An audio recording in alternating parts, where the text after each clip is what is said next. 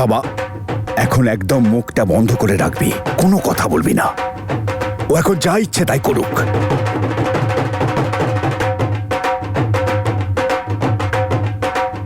ব্যাস ব্যাস ব্যাস ব্যাস।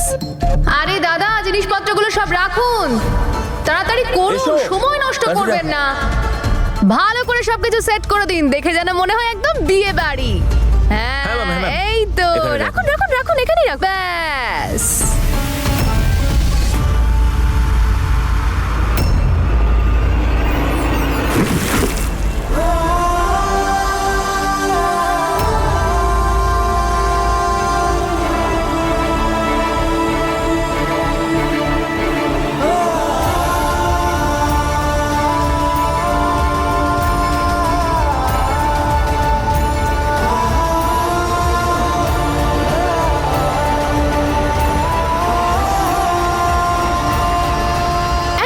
চুপচাপ কেন সবাই?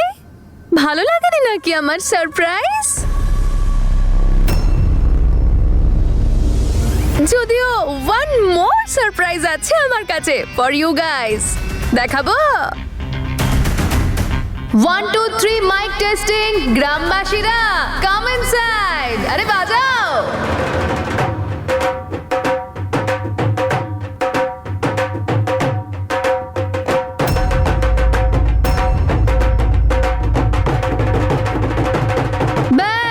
ব্যাস ব্যাস, তাহলে কেমন লাগলো আমার দ্বিতীয় সারপ্রাইজ? আচ্ছা, তাহলে এই হলো আমার প্রিয় শ্বশুর বাড়ির লোকজন। অভিনন্দন দাদা, আপনি আপনার ছেলের তৃতীয়বার বিয়ে দিচ্ছেন। আপনি তো কাউকে জানতেই দিলেন না। দাদা, এগুলো হচ্ছেটা কি? পুরো গ্রামে আপনাকে নিয়ে চর্চা চলছে।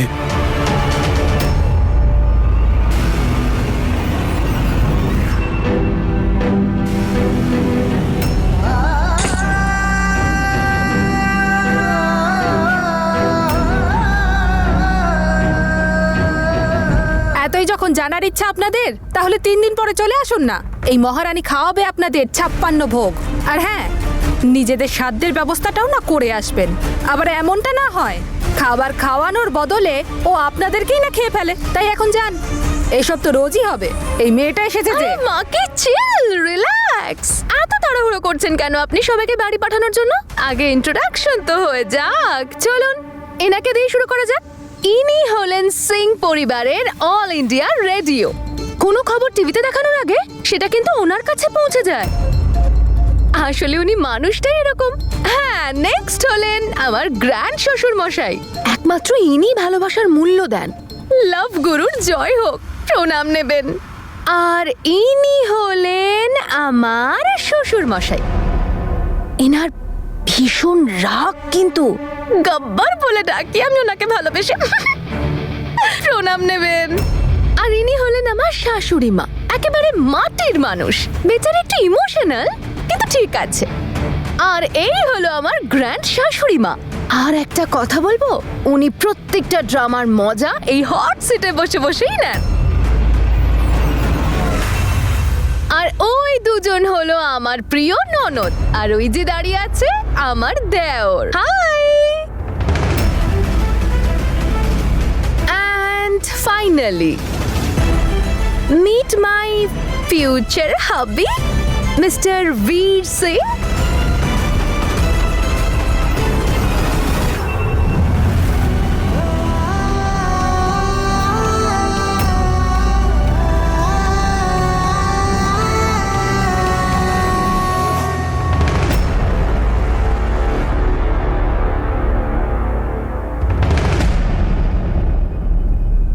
বসো বসো বসো বসো। কি হলো দাদা, নিয়ে আসুন। আরে ভাই, এদিকে এসো, নিয়ে এসো এদিকে, রাখো। এই তো দারুণ ব্যাপার।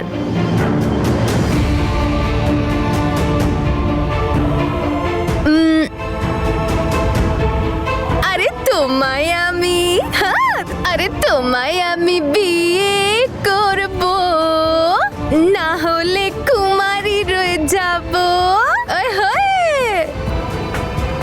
একদম হ্যান্ডসাম লাগছে কিন্তু।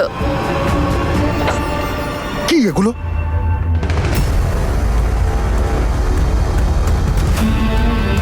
বন্ধ করো সব আর বেরো এখান থেকে। চলো, যাও গিয়ে নিজের কাজ করো।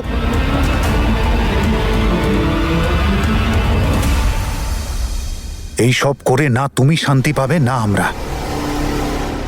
এই পরিবারের বউ হতে চাও না? তাহলে এসো, এসো শান্তিতে বসে কথা বলি, এসো। আরে বীর, হাতটা ছেড়ে দিও না, ভালো লাগছে, ধরে রাখো না। বীর তো পুলিশ স্টেশন গিয়ে সব দোষ নিজের ঘাড়ে নেবে বলেছিল, তাহলে ও জ্যাসমিনের কথা কেন শুনছে?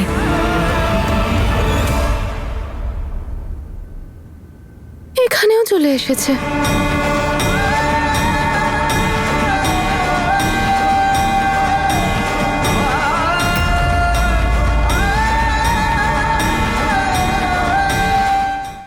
আরে মালকিন, কি সৌভাগ্য আমার, আজ মালকিন এসেছেন এখানে। তনু মাতার জয়। আরে আসুন আসুন, আরে আয় না তনু, কারণ বিয়ের পর থেকে তো এসব আমি ডিসাইড করব যে কাকে ভেতরে আসতে দেব আর কাকে বাইরে যেতে বলবো। আয় আয়, চল চল, আরে আয় না, আয় না। তনু,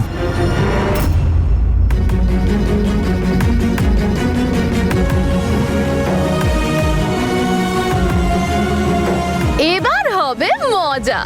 প্রেমিকাও আছে, প্রেমিকও আছে, বসন্ত এসে গেছে। আহা! আচ্ছা বাবা, আমি কি বলছিলাম, এবার কিন্তু আপনাকে গোটা বাড়ির ছবিগুলো বদলাতে হবে।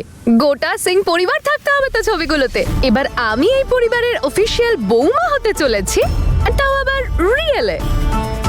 সেই জন্য একটা বড় ফ্যামিলি ফটো কিন্তু থাকা উচিত।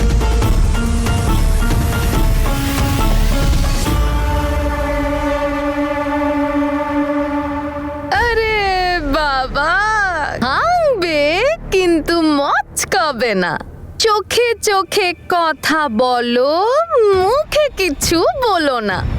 তোরা দুজনে ইশারায় ইশারায় কথা বলছো কেন? যা বলার পরিষ্কার খুলে বলো। কি বলতে চাইছিস তুই? এটাই তো যে বীর, তুমি তো জেলে যাচ্ছিলে, তাহলে জ্যাসমিনের কথা কেন শুনছো?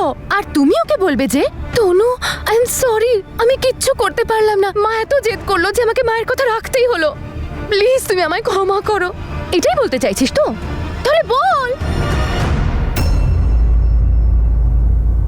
ও, এইবারে মনে পড়লো। এবার তো তোর সমস্ত প্ল্যান আবার ভেস্তে গেল, তাই না? তুই তো অনেক স্বপ্ন সাজিয়েছিলিস, বল? যে বীর জেলে, তুই রান্নাঘরে দারুণ দারুণ রান্না করে নিচে স্কুটি চালিয়ে ভুম ভুম করে জেলে গিয়ে বীরকে নিজের হাতে খাবার খাইয়ে দিবি, দুজনে চোখে চোখে কথা বলবি, আর যেই বীর জেল থেকে বেরিয়ে আসবে বরমালা নিয়ে দাঁড়িয়ে থাকবি একেবারে তৈরি হয়ে বিয়ের জন্য, তাই না? কি লাভ স্টোরি তোদের, ক্লাসিক লাভ স্টোরি। এই বাবা, তোদের লাভ স্টোরি তো আমি অনেকদিন আগেই এন্ড করে দিয়েছি। এটা তো হবে না রে। সরি তনু, তুই না একটু দেরি করে ফেলেছিস, কারণ এরা সবাই তো আমার সব শর্ত মেনে নিয়েছে, আর মানবে নাই বা কেন? এতেই তো সবার মঙ্গল হবে। ব্যাস জ্যাসমিন, তুই কবে থেকে লোকের ভালো ভাবতে শুরু করেছিস? আর আপনাদের সবার ওর কথা শোনার কোনো দরকার নেই। কেউ জেলে যাবে না, না বীর আর না অমৃত। তুই আর সবাইকে ব্ল্যাকমেল করতে পারবি না জ্যাসমিন। বাবা মা, কোনো অ্যাক্সিডেন্ট হয়নি, কারোর কিচ্ছু হয়নি।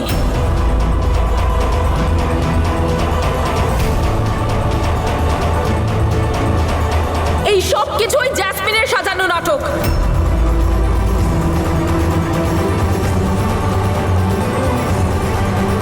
অমৃতকে ভাসানোর জন্য মিথ্যে অ্যাক্সিডেন্ট করিয়েছে। ওই সব মিথ্যে ছিল। অনেক হয়েছে জ্যাসমিন, এবার তোর খেলা শেষ।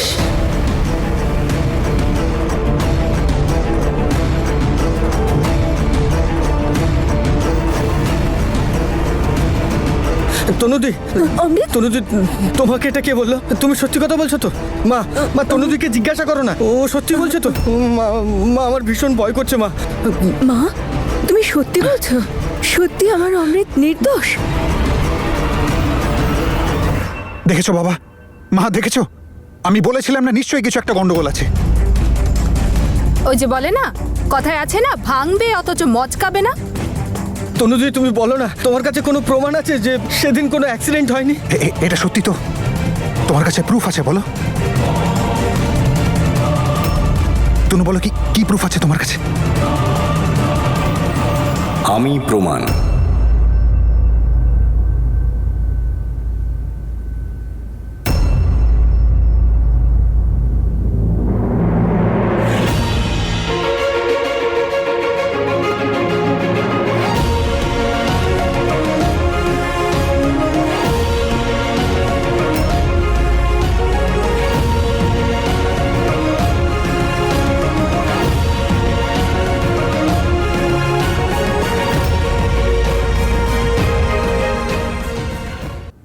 ওই অ্যাক্সিডেন্টের নকল ছিল বীর, কেউ মারা যায়নি।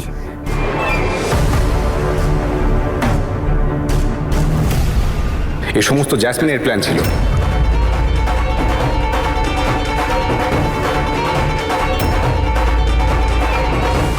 কি হলো জ্যাসমিন, তোর সব কথা উবে গেল কেন? বল। বীর, পুলিশ স্টেশন গিয়ে আমরা একবার ইনফরমেশন নিয়ে নিই। আমার সম্পূর্ণ বিশ্বাস পুলিশ রেকর্ডসে কিচ্ছু পাওয়া যাবে না, কারণ না কোনো অ্যাক্সিডেন্ট হয়েছে আর না কারোর প্রাণ গেছে। তাহলে অমৃতের বিরুদ্ধে কোনো প্রুফ কি করে পাবো? ওর উপর কোনো চার্জ কি করে লাগবে? চলো যাও, যে যেখানে যেতে চাইছো যাও। খবর নেওয়ার থাকলে খবর নাও, যাও পুলিশ স্টেশন। কিন্তু তার আগে মিস্টার অঙ্গদকে এটা জিজ্ঞেস করে নাও যে উনি কি এখানে আসার আগে একবারের জন্য ভাবেননি যে যদি উনি পুলিশ স্টেশনে যান এবং জিজ্ঞাসাবাদ হয় তাহলে উনি এসবের কি উত্তর দেবেন, যে উনি এইসব কি করে জানলেন?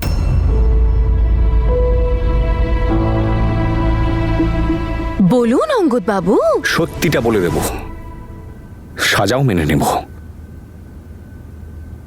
এসব যা কিছু হয়েছে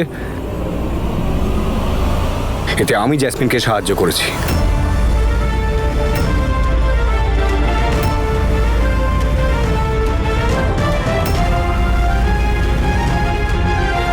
যখন আমি তোমাকে পুরোপুরি চিনলাম তখন আমি ভাবলাম যে বীর হয়তো আবার তনু ম্যাডামকে হার্ট করবে, আবার ওনাকে একা ছেড়ে দেবে, আর আমি তনু ম্যাডামকে কষ্ট পেতে দেখতে পারি না।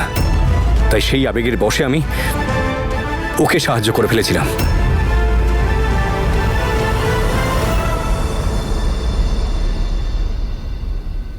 ও আমাকে বললো যে তোমায় একটা অ্যাক্সিডেন্টের নাটক করতে হবে। আমি কখনো কারোর অ্যাক্সিডেন্ট করতে চাইনি, কারোর কোনো ক্ষতি করতে চাইনি। শুধু ওই নকল অ্যাক্সিডেন্টের পরে থানা পুলিশ করতে ওকে সাহায্য করেছি। আমি 1 মিনিটের জন্য জানতাম না অমৃত যে ও তোকে ফাঁসাতে চাইছে, কিন্তু আজকে জানতে পারলাম যে ও মিথ্যে কথা বলেছে। আর যদি সত্যি বলে দিতাম, আপনি থাকতেন আমার পাশে? থাকতেন না তো? অ্যান্ড ওয়াও, এত বড় একজন বিজনেসম্যান একটা 22 বছরের সরল সাদাসিধে মেয়ের কথায় রাজি হয়ে গেল। এই ভালোবাসাও মানুষকে দিয়ে কি কি করায়, তাই না? আর আপনার সত্যি মনে হলো যে আমি এত কষ্ট করে একটা নকল অ্যাক্সিডেন্ট করেছি? আপনি তো জানেনই না মিস্টার অঙ্গদ, আসলে যে অ্যাক্সিডেন্টটা নকল ভেবে আপনি আমাকে সাপোর্ট করেছিলেন সেটা নকল নয়, বরং আসল অ্যাক্সিডেন্ট ছিল।